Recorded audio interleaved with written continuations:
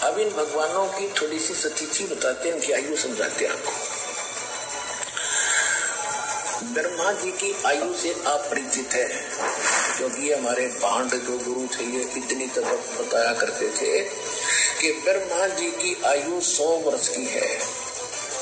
वो अपदास बताएगा वो 100 वर्ष बनते कैसे हैं, उनको तो ये भी ज्ञान नहीं था। आइए दर्शकों देखते हैं विस्तार से। श्री ब्रह्मा जी का एक दिन 1008 चतुर्युग होता है। एक ब्रह्मा जी के दिन में 14 इंद्रों का शासन काल पूरा होता है। एक इंद्र का शासन काल 72 चौकड़ी युग का होता है। एक चौकड़ी चतुर्युग में 4 युग होते हैं।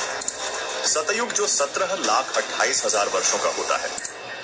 त्रेता युग जो 12,96,000 वर्षों का होता है। द्वापर युग जो 8,64,000 वर्षों का होता है। कलयुग जो 4,32,000 वर्षों का होता है। इसी को सीधा 1000 चतुर्युग कहते हैं। फिर 1000 चतुर्युग वास्तव में 1008 चतुर्युग की होती है। ब्रह्मा की आयु, ब्रह्मा की रात्रि 1000 चतुर्युग की होती है तथा इतना ही दिन होता है। 30 दिन रात्रि का एक महीना, 12 महीनों का एक वर्ष, 100 वर्ष का एक ब्रह्मा का जीवन, यह एक महाकल्प कहलाता है। 7 ब्रह्मा जी की मृत्यु के बाद एक विष्णु जी की मृत्यु होती है। 7 विष्णु जी की मृत्यु के उपरांत एक शिव की मृत्यु होती है। इसे दिव्य महाकल्प कहते हैं।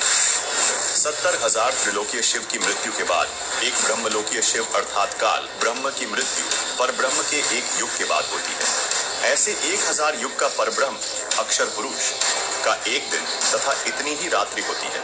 30 दिन रात का एक महीना, 12 महीनों का एक वर्ष तथा 100 वर्ष की परब्रह्म द्वितीय अव्यक्त की आयु होती है। इतनी लंबी आयु है अक्षर पुरुष की, फिर भी मृत्यु है, इसलिए इसको अक्षर कहने लगे। अक्षर माने अविनाशी होता है, लेकिन ये अविनाशी नहीं है, लेकिन अविनाशी से कम भी नहीं है। इतनी लंबी उम्र में मरेगा लेकिन फिर भी मृत्यु है। तो सूक्ष्म वेद में कहा है, एती उम्र बुलंद मुर्गा अंतरे, सतगुरु लगे न कान न बैठे वो संतरे। इतनी लंबी आयु होने के बाद भी मृत्यु होगी, क्योंकि आपको वो तत्वदर्शी संत नहीं मिला